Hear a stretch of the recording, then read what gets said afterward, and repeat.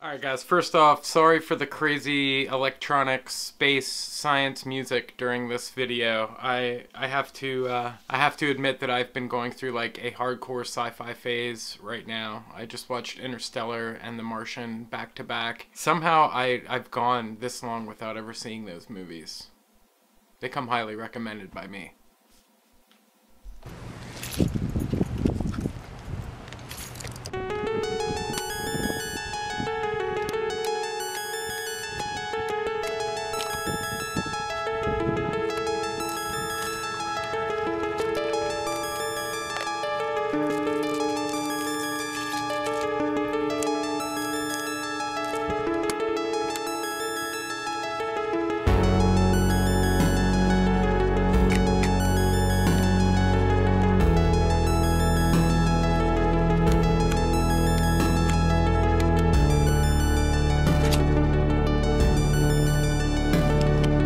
So this isn't going to be so much as a review as just a like go walk around and shoot video.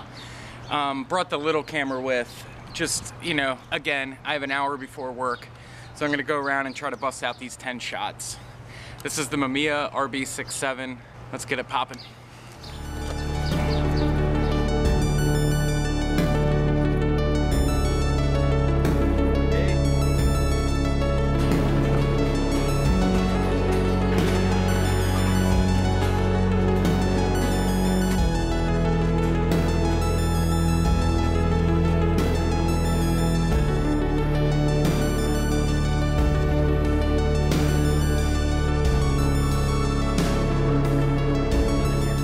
Alright, so that was really easy. I just went around the corner. There were two guys playing guitar, one which I knew. Ended up taking 10 frames on them. We're gonna develop that when I get home. I work in 3 minutes, so I'm gonna get in there, get work done, and then get home, develop those. I'm gonna show you a couple other shots that I got with the Mamiya since I got it, and then we'll go over it a little bit in the office. Alright, so I'll see you at home.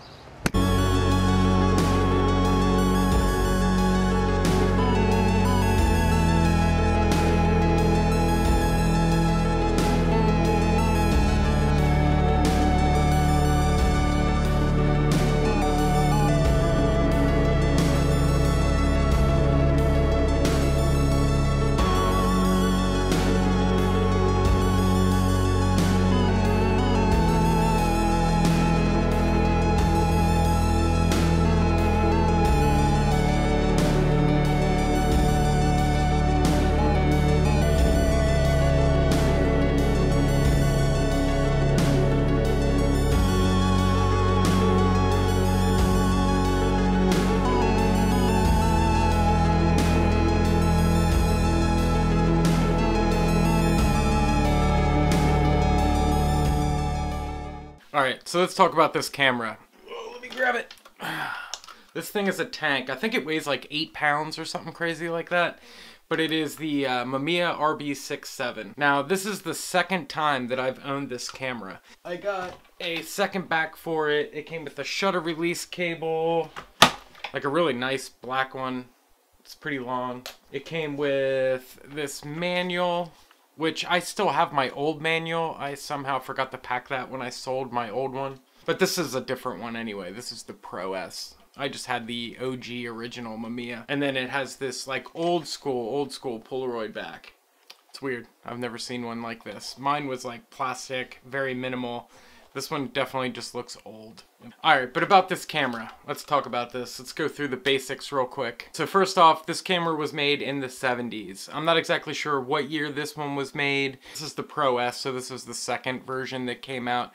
There was the original Mamiya and then the Pro S. And the Pro S just has a couple little different features. I think there's a focus lock, which is over here, and something to, I really don't know what the differences are. They're very minimal. The RB in the RB67 stands for rotating back, so you can shoot portrait or landscape. Okay, as for the backs, they make a 120 back, a 220 back, a Polaroid back. I don't know if I was dreaming when I saw this, but I could have swore I saw something about a 35mm back. I could be wrong. I don't know. I couldn't find anything when I was trying to look it up. The other part, the 6.7. So the RB rotating back 6.7 is 6 centimeters by 7 centimeters.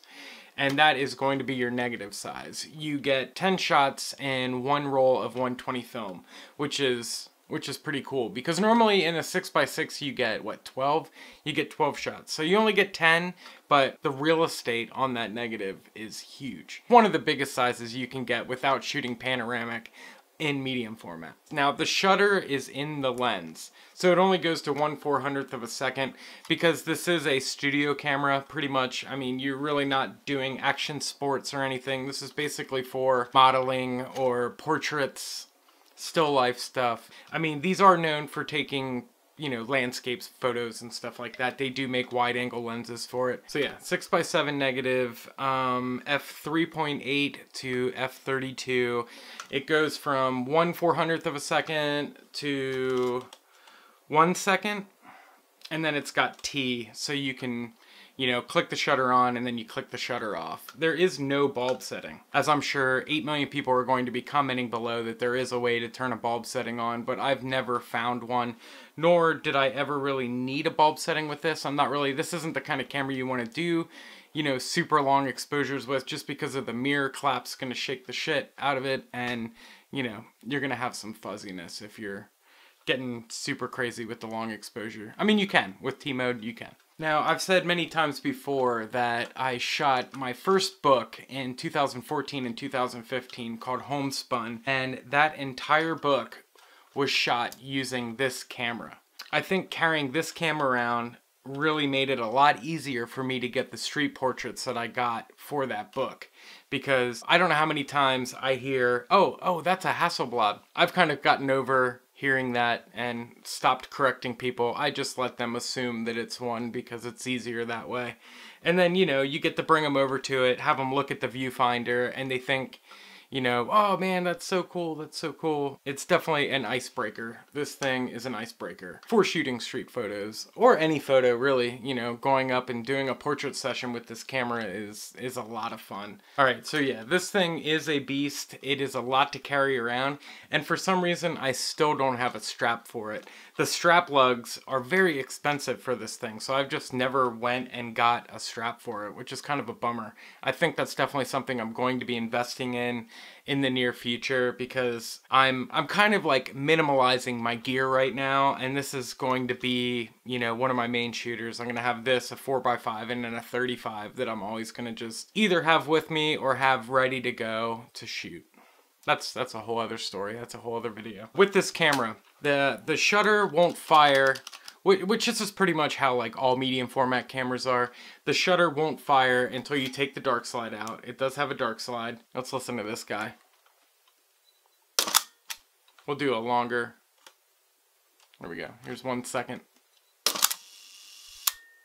Oh, I love it. You can't release your back without the dark slide in. So like I'm trying to unlatch the back and it won't let me.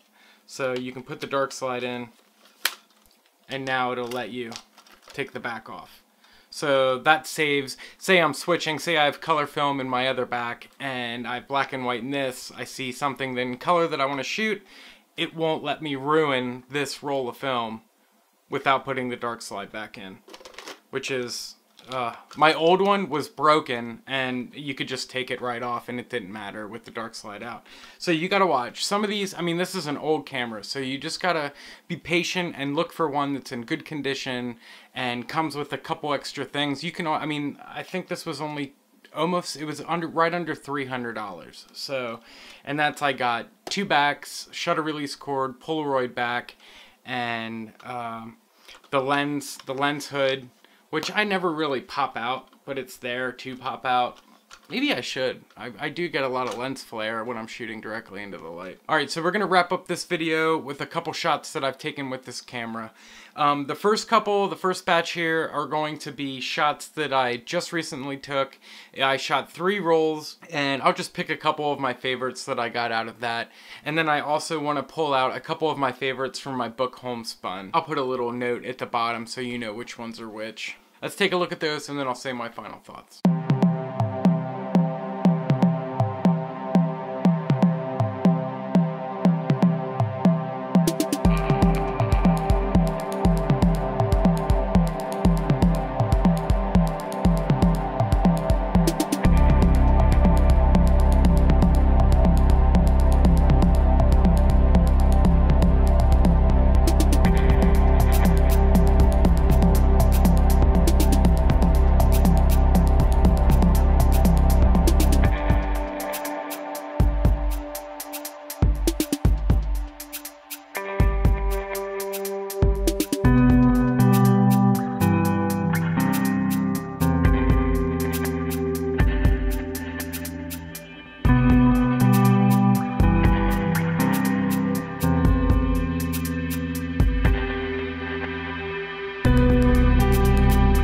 I hope you enjoyed those photos. I absolutely love this camera. I think there was a point where I wanted something smaller, and that's when I got my Bronica. And don't get me wrong, I loved that Bronica ETRS that I had. It was just too small, and I was so used to the rotating back. I don't know, I just didn't like the Bronica like I like the RB67. I mean, don't get me wrong, I would love to own an RZ67 one of these days, and I more than likely will. It's just they are, you know, double or 3 times the amount of money that the RB67 is. And I mean, seriously, you get the same quality of shot with the RB. So I have no problems owning the RB67, especially with the second back, because then I can push film, I can use color film, I can do whatever I want now, instead of being locked into one single roll. So having 2 backs is definitely a blessing. But like I said, this wasn't an over technical video. I just wanted to kind of show it off, you know. I was happy, I'm proud to have another one of these, and I can't wait to start shooting it again. I already feel that feeling of like super giddiness, and I'm super inspired to go out and shoot with this camera. I've just been carrying it around since I got it, you know. It doesn't even fit in my bag. I'm just carrying it around because I'm so pumped to have it back. I hope you guys are having a good night, a good day, a good weekend, a good week, wherever you are when you're watching this. I will see you guys on Wednesday. Don't forget to like, share, and subscribe, guys. It's great seeing you guys. See ya.